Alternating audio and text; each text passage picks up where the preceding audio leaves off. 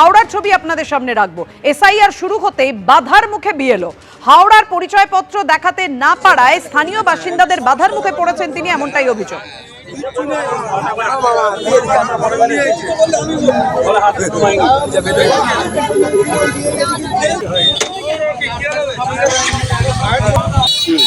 এলাকার বিভ্রান্তি হয়েছে, যে বিভ্রান্তিতে মানুষের উত্তেজনা হয়েছিল, যে আই কার্ডটা নিয়ে বহিরাগত হয়তো এসছে, সেই হিসেবে বারবার ওরা দেখতে চাইছিল, কিন্তু ওরা দেখাতে পারিনি।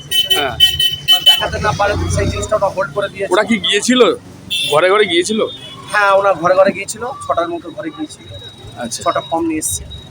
তাহলে মানুষ কেন আর করতে দিল না, চলে গেল কেন? কিন্তু ওনার তো আই কার্ড নেই, ওনার আই কার্ডটা নেই। যে আমাদের যে এখানে দায়িত্ব পেয়েছে, চার্জে আছে, তার কার্ডটা নিয়ে বেরিয়ে নিও না। আচ্ছা, ওনার এমনি চলে এসেছিল ফর্মগুলো নিয়ে। আচ্ছা, পুলিশকেও ইনফর্ম করেনি? পুলিশকে আপনাকে? আমাকে ইনফর্ম করেছিল।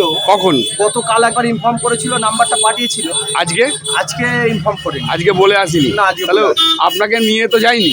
না, আমাকে নিয়ে যাবে। আমাকে কালেক্টর অফিস থেকে কালকে দিতে পারেনি, বেরোতেই হবে, মিনিমাম কিছু কাজ করতেই হবে, সে 12-15টাই হোক, 20টাই হোক, আমাকে ফর্ম বাড়িতে বিলি করতে হবে। কিন্তু আমাদের হোয়াটসঅ্যাপে অ্যাপয়েন্টমেন্ট লেটারের কপি আছে, আমি সেই কপি সবাইকে দেখিয়েছি, কিন্তু বিশ্বাসযোগ্য হচ্ছে না। বলছে আপনার আই কার্ড কোথায়? কিন্তু আই কার্ড যদি অফিস থেকে না দেয় তাহলে আমার তো কিছু করার নেই। আমি বারবার বোঝানোর চেষ্টা করছি, ব্যবস্থা করতে পারেনি। কালকে আমরা কালেক্টরের অফিসে প্রায় 5টা পর্যন্ত ছিলাম, কিন্তু সেখানে এমনই অবস্থা, সেখানে দিতে পারেননি কালকে।